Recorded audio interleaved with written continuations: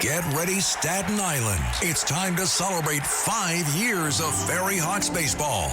The Ferry Hawks are back at SIUH Community Park this week against the Hagerstown Flying Boxcars. A 5-game series starting Wednesday with first pitch at 6:30. Thursday at 4 p.m., it's Jewish Heritage Night. Friday at 7 p.m., it's Soccer Night and kids glow around the bases postgame. Saturday at 6:30, it's Broadway Night with postgame fireworks and Broadway Rave. Sunday at 1:30, it's Military Appreciation Day and the kids run around the bases. Visit ferryhawks.com now to lock in your seats. Katz and Cosby, entertaining and informative On the Red Apple Podcast Network.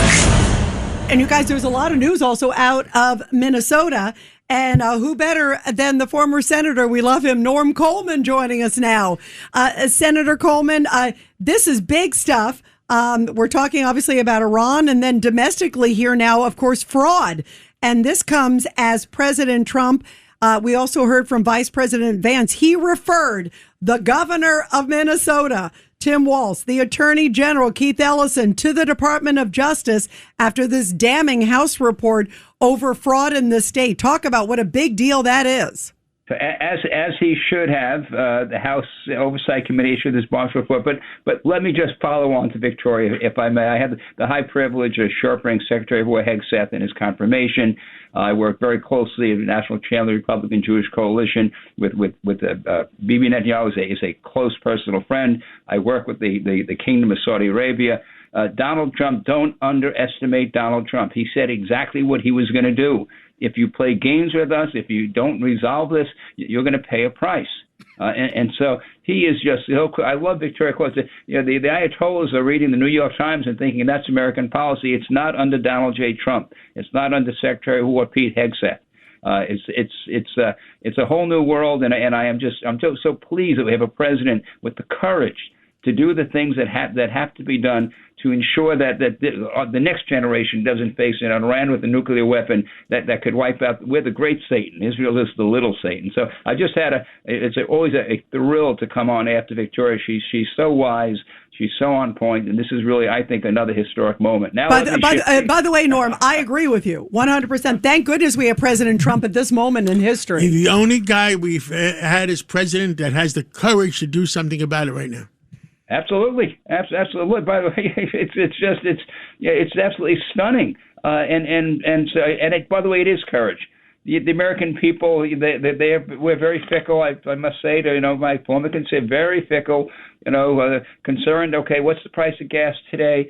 But there are some long-term consequences of failing to act when evil is in your face.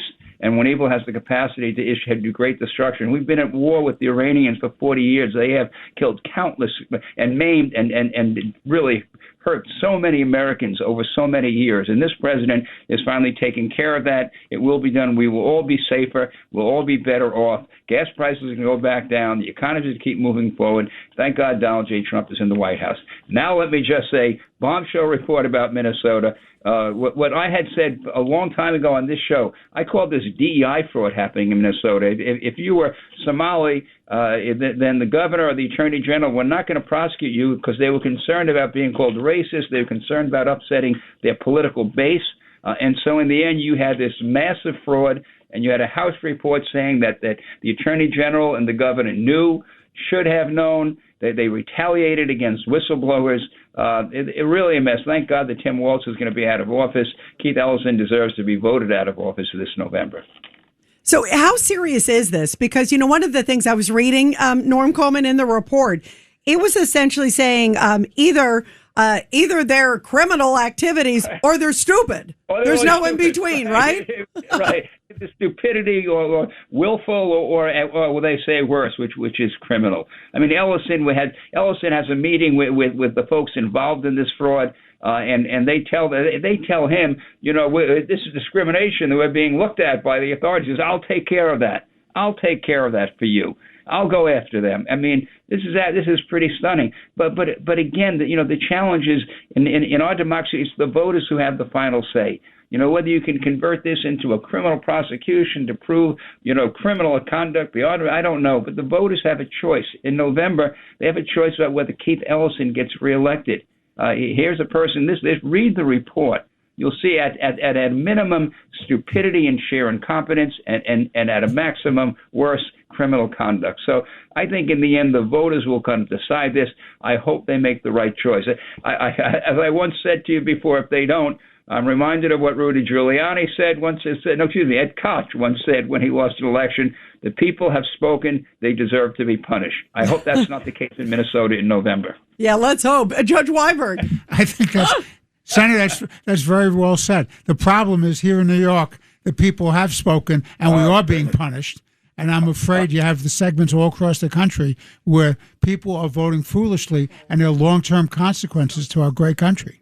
Well, look what's happening up in Maine. You've got a Nazi sympathizer with communist tendencies, actually a reprobate and lack of character, and he's ahead in the polls in Maine. I hope folks in the end kind of come to their senses. Democrat socialism is not democratic, and it doesn't provide equality for anyone. It destroys an economy. It destroys the work ethic. It destroys the opportunity for individuals to succeed and be the best they can be.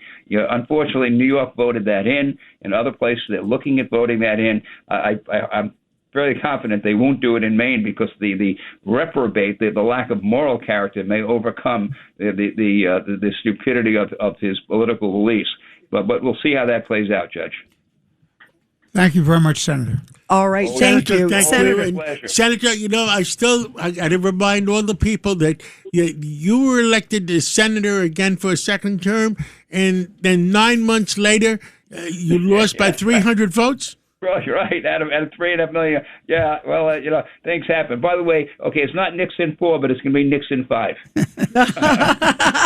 Thank you. We appreciate it. Thank you so much. Thank you, Senator. We love you. Thank you so much. Thank you so much. Roger Stone here. Your dollars are losing ground, but gold isn't. American Sovereign Bullion helps you protect your wealth through real, tangible assets. Through their nationwide wholesaler network, you get some of the best pricing on gold and silver delivered straight to your door. Since 1912, the U.S. dollar has lost 97% of its purchasing power. Meanwhile, gold continues to prove its strength. So call 844-272-2428. That's 844-272-2428. Or visit dyingdollar.com to request your free gold and silver guide. That's dyingdollar.com.